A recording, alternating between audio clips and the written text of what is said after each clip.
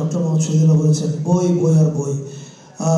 আমি নিশ্চিত আমি ছাত্রছাত্রীদের উদ্দেশ্যে বলছি, তোমরা সবাই জানো যে ধনী হওয়ার একটাই রাস্তা, লাইব্রেরির কাছে যাওয়া, আর কোনো কিছু নাই। That's the only way we can really reach out and we can enrich ourselves. এটা আমি নিশ্চিত আমরা সবাই জানি, কিন্তু দুর্ভাগ্য হচ্ছে এই যে আফসানা আপনি যেমন বললেন যে আমাদের স্কুলগুলোতে লাইব্রেরির সংখ্যা কমে যাচ্ছে, অথবা ইনঅ্যাক্টিভ, অথবা বেশিরভাগ সময় খোলা হয় না, অথবা লাইব্রেরিয়ান পদে নিয়োগ হয়নি, এরকম নানাবিধ জিনিস হয়। যদি এটা আমাদের মন্ত্রণালয় না, কিন্তু অনেকগুলো জিনিসই ওভারল্যাপিং। শিক্ষা মন্ত্রণালয় কী করছে, এইটার প্রতিক্রিয়া কিন্তু সংস্কৃতি মন্ত্রণালয় ভোগ করে। আবার সংস্কৃতি মন্ত্রণালয় কী করছে, এটা আবার ওভারল্যাপিং উইথ শিক্ষা মন্ত্রণালয়। নিশ্চিন্তে খান স্বাস্থ্যকর অল টাইম পান, অল টাইম হেলদি লাইফ। তখন এরকম মঞ্চে এত লোক বসে থাকবে না, বক্তৃতা দিবে না। আমাদের পাবলিক লাইব্রেরি ততদিন ওপেন হয়ে যাবে কেন্দ্রীয়ভাবে, এবং সারা দেশে পাবলিক লাইব্রেরিগুলোতে বই পড়ার প্রতিযোগিতা, বই নিয়ে ডিসকাশন এবং সেটার পুরস্কার বিতরণ, সেগুলো চলুক। আর এই বক্তৃতা বিষয়ক যে জিনিসগুলো, আমার মনে হয় এটা খুব একটা কতটা কাজে দেয় আমি নিশ্চিত না। যেমন আমি একটা ছোট্ট উদাহরণ দিতে পারি। আমার কাছে কিছুদিন আগে আমাদের যে পিএস উনি একটা বাণী নিয়ে গেলেন, তো আমি বাণী দেখে বললাম যে এটা কোথায় যাবে, তো বললো যে স্মরণিকা বের হবে, মানে ক্যাটালগ যে বের হয়।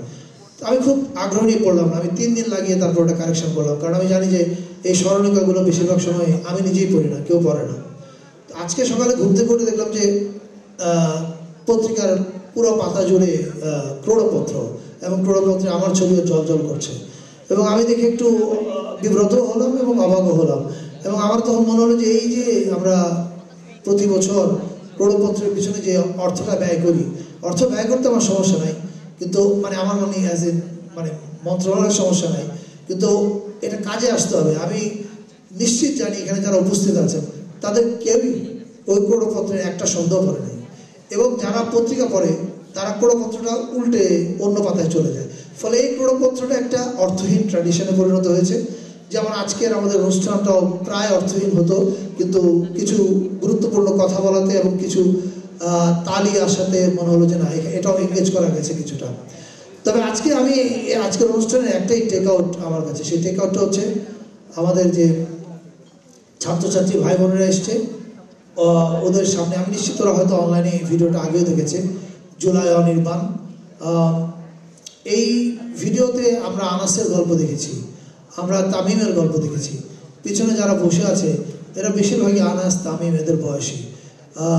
এবং তোমরা নিজেরাই চিন্তা করো যে তোমাদের ভূমিকা কত বড়, যে তোমরা এই দেশে স্বাধীনতার স্বাদ মানুষকে আরেকবার এনে দিলে, যেটা আমরা পারি নাই। আমরা we are the failed generation, তোমরা সফল হয়েছো, তোমরা হচ্ছে সফল জেনারেশন। এবং তোমাদের সামনে